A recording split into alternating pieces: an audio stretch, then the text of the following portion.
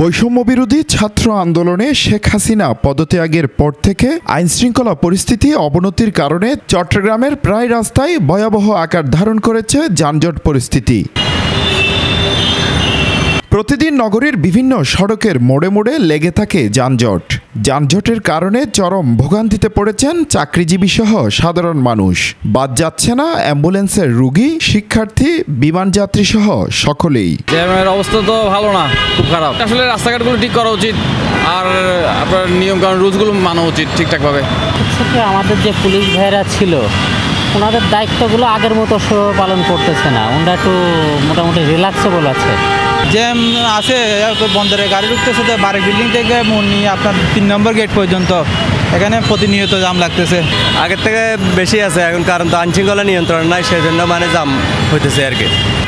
ট্রাফিকদেরকে বলা উচিত বা বাংলাদেশ সরকারের কাছে বলবো যে ট্রাফিকদের প্রতি খুব একটা সতর্কতা দেওয়া দরকার।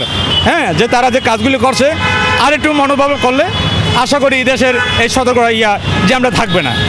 যানজটের অন্যতম কারণ হিসেবে দেখা যায় বেশিরভাগ সড়কে অবৈধ পার্কিং, দুই পাশের ফুটপাত দখল করে চলছে ব্যবসা, যত্রতত্র যানবাহন দাঁড়িয়ে ওঠানামা করছেন যাত্রীরা। এসবের কারণে প্রতিটি মোড়েই যানজট সৃষ্টির পাশাপাশি বিরাজ করছে বিশৃঙ্খলা। ভেঙে পড়া ট্রাফিক ব্যবস্থাপনায় শৃঙ্খলা ফিরিয়ে আনার লক্ষ্যে কাজ করছেন ট্রাফিক পুলিশ। তবে অনেক গাড়ি চালকরা আইন না মেনে চালাচ্ছেন গাড়ি, এমনটাই জানান ট্রাফিক সার্জেন্ট মুন্নাফ।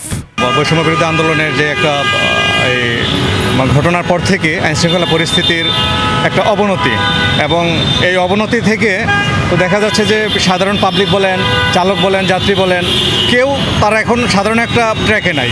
সবাইয়ের মধ্যে কেমন যেন একটা অস্থিরতা ভাব, এবং সেই অস্থিরতার কারণে আমরা দেখা গেছে যে আমাদের যে আইন প্রয়োগ কিংবা আমাদের যে সিস্টেম সেটা আমরা যথাযথভাবে মেনটেন করতে পারি না। এটা একটা কারণ। সাধারণ জনগণের দাবি আইনশৃঙ্খলা পরিস্থিতি খুব দ্রুত উন্নত করার ব্যবস্থা করা হোক, না হয় এই শহরে চলাফেরা করতে খুবই কষ্টকর হয়ে পড়বে। হোসাইন আব্বাস, বাংলাধারা, চট্টগ্রাম।